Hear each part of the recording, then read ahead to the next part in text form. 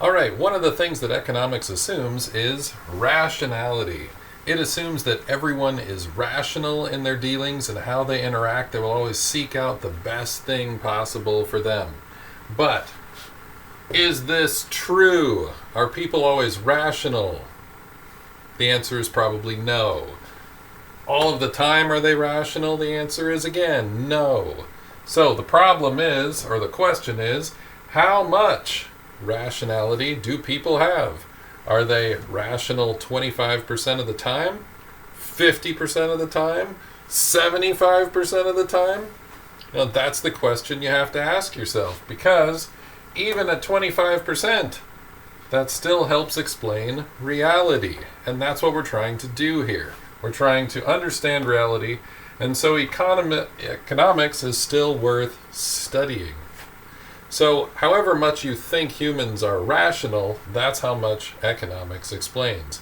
And different people are going to be more and less rational, and different people are going to be more and less rational at different times in their life. I think I'm a little more rational now than when I was 15, because 15 I did stupid things like throwing an apple core up into a spinning ceiling fan, and it got crushed and apple pieces went everywhere, and my mom came in screaming, "What did you do that for?" And I was a typical teenager, and I said, "I don't know."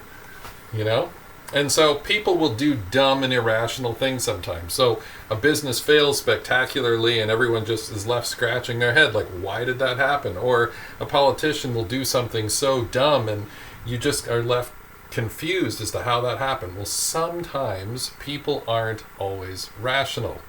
And so because of that, economics doesn't explain every behavior.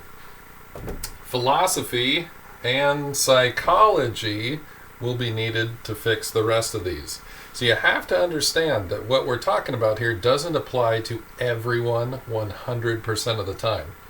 They apply to most people most of the time. They apply to most situations most of the time. But there will always be that one or two, exceptions out there where people just go off the rails and you're just left going, how in the world did they ever come to that conclusion? Or how did that happen? Why did this event happen? Those things are going to be further explained by philosophy and psychology. And we've talked about that a little bit here at the beginning, but that's about the limitations of what we're going to talk about as far as philosophy and psychology. In the classroom, online, and the Zoom meetings that we're going to have, that would be a great time to ask more about these things and how it fits with economics, because a great website to go to would be importanceofphilosophy.com, and that'll give you a very quick breakdown of all these sorts of things. At importanceofphilosophy.com, they try and limit their explanations to one page, so it's very short and it's very succinct and to the point.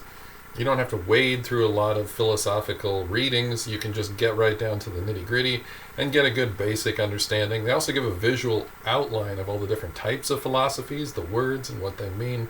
So Importance of Philosophy is the website I would, really want you to go check out if you're more interested in those kind of things. Okay? We'll see you in class.